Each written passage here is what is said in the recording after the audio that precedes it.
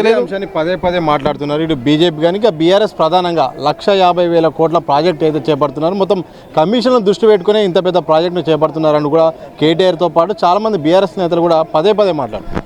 ఇది public private partnership PPP బేస్లో పూర్తి చేయాలని చెప్పి ప్రభుత్వం భావిస్తూ ఉంది. 50,000 కోట్ల రూపాయలు అవుతా ఉంది. 5,000 కోట్ల రూపాయలు బడ్జెట్లో నిధులు కేటాయించుకున్నాం. 90% జపాన్ సంబంధించినటువంటి సంస్థ పెట్టుబడులు పెడతా ఉంది. 10% మాత్రమే రాష్ట్ర ప్రభుత్వ వాటా. ఇక్కడ 50,000 కోట్ల రూపాయల నుంచి ఏకంగా 1,50,000 కోట్లు అని చెప్పేసి ప్రజలను తప్పుదారి పట్టించే ప్రయత్నం Bharatiya Janata party BRS party చేస్తూ ఉన్నాయి. అదే కాకుండా గుజరాత్లో కావచ్చు, ఉత్తరప్రదేశ్లో ఏదైనా గంగాని ప్రక్షాళన చేశారు. గుజరాత్లో కూడా నదులను సుందరీకరణ చేసుకున్న సందర్భం మనం చూసినాం. కాబట్టి భారతీయ జనతా పార్టీ 49 లక్షల కోట్ల బడ్జెట్ ప్రవేశపెట్టి మొన్న తెలంగాణకు తీవ్ర అన్యాయం చేశారు. ఎందుకంటే తెలంగాణకు ప్రత్యేక నిధులు ఇవ్వకపోగా బీహార్కు 59,000 కోట్ల రూపాయలు ఇచ్చారు. ఆంధ్ర రాష్ట్రానికి 1,00,000 కోట్ల రూపాయలు ఇచ్చారు.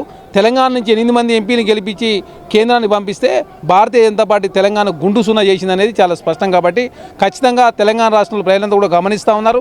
మూసీ సుందరీకరణ జరిగినట్లయితే ఖచ్చితంగా కాంగ్రెస్ ప్రభుత్వానికి లాభం జరుగుతుంది. కాబట్టి కిషన్ రెడ్డి గారు ఒక మాట, ఈటలాంధ్ర గారు ఒక మాట, అదేవిధంగా బండి సంజయ్ గారు ఒక మాట మాట్లాడుతూ ప్రజలను తప్పుదోవ పట్టించే ప్రయత్నం చేస్తున్నప్పుడు నల్గొండ జిల్లాలో ఉన్నటువంటి రైతాంగంతో కదలి ఈరోజు ఇక్కడ సమావేశం ఏర్పాటు చేసుకుని ఖచ్చితంగా బీఆర్ఎస్ పార్టీ మీద, భారతీయ జనతా పార్టీ మీద రైతులు కథం దొక్కి ఖచ్చితంగా బీఆర్ఎస్ పార్టీ మీద తిరుగుబాటు చేసే సందర్భం ఆసన్నమైంది. కాబట్టి వారు అనవసరంగా రాతాంతం చేసే ప్రయత్నం చేస్తూ ఉన్నారు.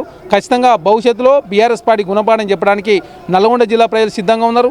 అదేవిధంగా రంగారెడ్డి, హైదరాబాద్ ప్రజలు కూడా సిద్ధంగా ఉన్నారు. కాబట్టి దాన్ని రాతాంతం చేసే ప్రయత్నం, హైడ్రాకు మూసికి లింకు పెట్టి ప్రజల్లో గందరగోళం క్రియేట్ చేసే ప్రయత్నం Bharatiya Janata party BRS party చేస్తూ ఉన్నాయి. Okay, thank you. మొత్తంగా ప్రజల్ని గందరగోళం చేయడానికి, గురి చేయడానికి, అలాగే ప్రభుత్వంపై చెడ్డ పేరు తేవడానికి ఇటు బీజేపీ కానీ బీఆర్ఎస్ కానీ ఏకకాలంలో టార్గెట్ చేస్తున్నాయి. కానీ మూసీ ఒకవేళ అభివృద్ధి జరిగితే మాత్రం కాంగ్రెస్కు పేరు వస్తుంది. ఆ పేరు వల్ల ఈ రెండు పార్టీలు కూడా నష్టపోతాయి రాజకీయంగా ఉద్దేశంతోనే దీన్ని తప్పుదోవ పట్టించే ప్రయత్నం చేస్తున్నారు. ప్రజలకు కూడా భయభ్రాంతులకు గురి చేస్తున్నారు. ఈ యొక్క ప్రాజెక్టు ఎట్టి పరిస్థితులను అందరినీ ఆదుకుంటూ, ఎవరైతే బాధితులను ఆదుకుంటూ కూడా అద్భుతంగా ప్రాజెక్టు తయారవుతుందని కూడా చరణ్ కౌశిక్ యాదవ్ కాంగ్రెస్ నేత స్పష్టం చేసిన సందర్భం చూడొచ్చు. కేరళ మసూంతో సతీష్ దిశ టీవీ, హైదరాబాద్.